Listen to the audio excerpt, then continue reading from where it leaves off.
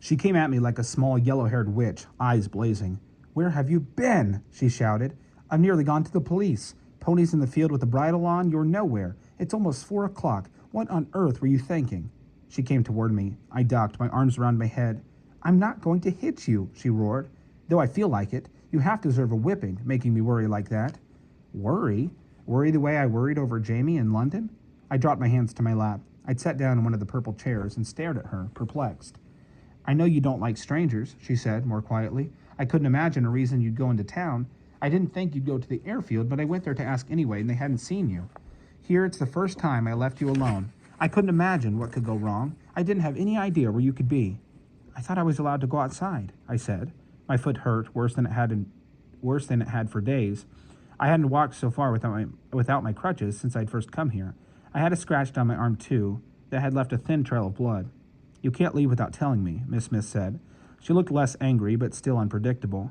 "You've got to let me know where you go." "How could I have done that?" I had to help Maggie," I said. I told her about the horse, how the plane spooked it, how Maggie fell. Miss Smith snorted. "Maggie? Who's Maggie?" I tried to explain. I told about the big horse and the house and stables. "The Honorable Margaret Thornton?" Miss Smith asked, her eyes widening. "Lady Thornton's daughter?" I shrugged. "I suppose. She's got a brother called Jonathan?" "The girl we met with Lady Thornton last week in the market." I nodded. Miss Smith sat down in the other chair. "The whole story," she demanded. I told the whole story, except for the part where Maggie said some bad words. Miss Smith straightened up. Her face looked grim. "So," she said, "you rode Jonathan Thornton's prize hunter double with Miss Margaret back to her home?" "Yes," I said. "I don't believe you," Miss Smith said. I didn't know what to say. I told lies, of course. I did. But I wouldn't lie about this. I'd been helpful. I'd done a good job getting Maggie and the horse home. Grimes had said so. He tipped his cap to me when I got out of the car. "I wouldn't know where she lived," I said, "if it wasn't true." "Well, I believe you saw the house," Miss Smith said bitterly. "I believe Miss Margaret rode by and you saw them and followed them. Look at that state of you. Look at that state you're in, foot bleeding again and everything. I believe you saw Margaret, the horse, and the house. I just don't believe any of the rest of it." My mouth opened, then shut. I didn't know what to say. "Go to your room," Miss Smith said. "Wash yourself off in the bathroom, then go to your room and stay there. I don't want to see you again today. I'll send Jamie up with some supper once he's home." Hours later, Jamie came up with a plate for me. "How was school?" I asked. "I hate it," he said, his eyes dark. "I'm never going back." Later still, Miss Smith came up with her horrible book. She sat down on the chair on Jamie's side of the bed, and she opened the book without looking at me. I ignored her, too. Jamie snugged himself into the blankets. "What happens next?" he asked, as though the book was something he cared about. "You'll see," Miss Smith said, smiling at him. She opened the book and started to read. Next morning at breakfast, Jamie said again he wasn't going back to school. "Of course you are," Miss Smith said. "You want to learn to read? Then you can read Swiss Family Robinson all by yourself." Jamie looked up at her through his eyelashes. "I'd rather you read it to me," he said sweetly. Miss Smith smiled at him, and the thought ran through me that I hated them both. Out in the field that afternoon, I couldn't make Butter go faster than a walk. I tried and tried. I kicked and squeezed with my legs. I even snapped a branch off a tree and smacked Butter's side with it. He lurched forward for a few stumbling steps, but dropped back almost immediately to his usual shuffle. It wasn't his fault that he wasn't elegant like Jonathan's horse, but I was sure he could do better if he tried. Miss Smith opened the back door.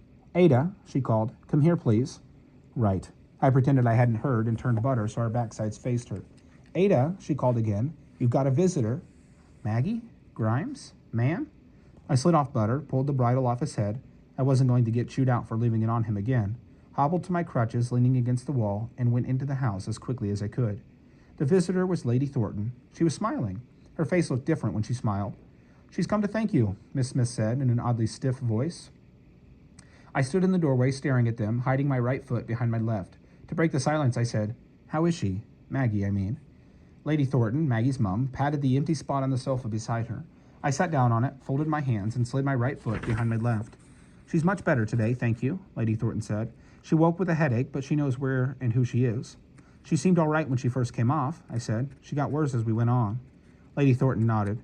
"Head injuries can be like that. She tells me she doesn't remember much of what happened. She remembers you were there, but that's about all. Grimes in the stable told me how you brought her home."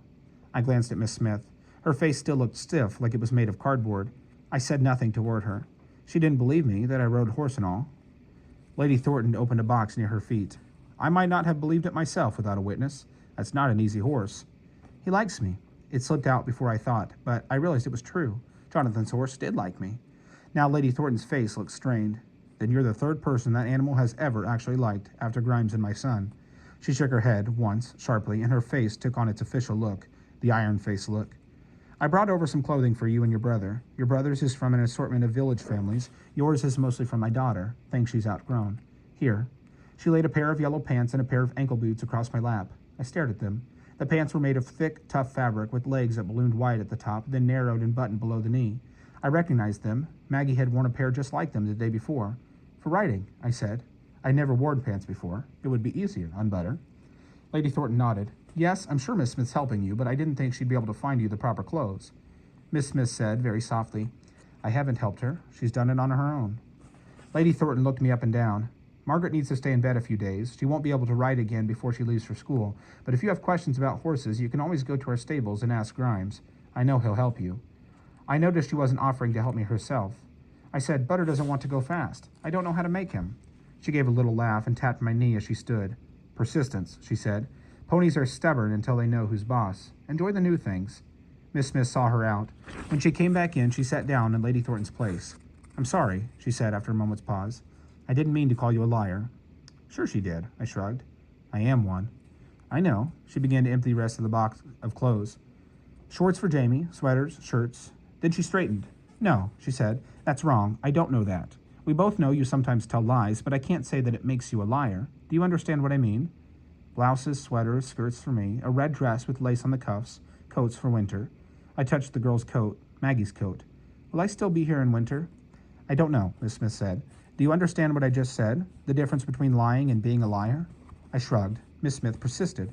If you have to tell lies, or you think you have to keep yourself safe, I don't think that makes you a liar. Liars tell lies when they don't need to make themselves look special or important. That's what I thought you were doing yesterday. I was wrong. I didn't want to talk about it. Why is Maggie going away for school? I asked instead. Why doesn't she go to school where Jamie does? Rich people educate their children at boarding schools, Miss Smith replied. Margaret won't have to leave school at 14 to work like most children do. She'll stay at school until she's 16 or 17. If the war's over by then, she'll probably go to finishing school. She might even go to university. What kind of school did you go to? I asked. A boarding school, she said. Not because my family was rich. They weren't. I was bright and my father is a clergyman. And some schools offer scholarships to the bright daughters of clergymen. What's a clergyman? You know, a vicar, a man who runs a church. The you know kept me from asking more. Churches are where the bells are. Yes, said Miss Smith, only they aren't going to be allowed to ring the bells anymore, only in case of invasion, to warn us. I smoothed the pants with my hand. Tomorrow I'd wear them, the left boot too. Ada, Miss Smith said, I wish I'd believed you. I darted a quick glance at her and shrugged again.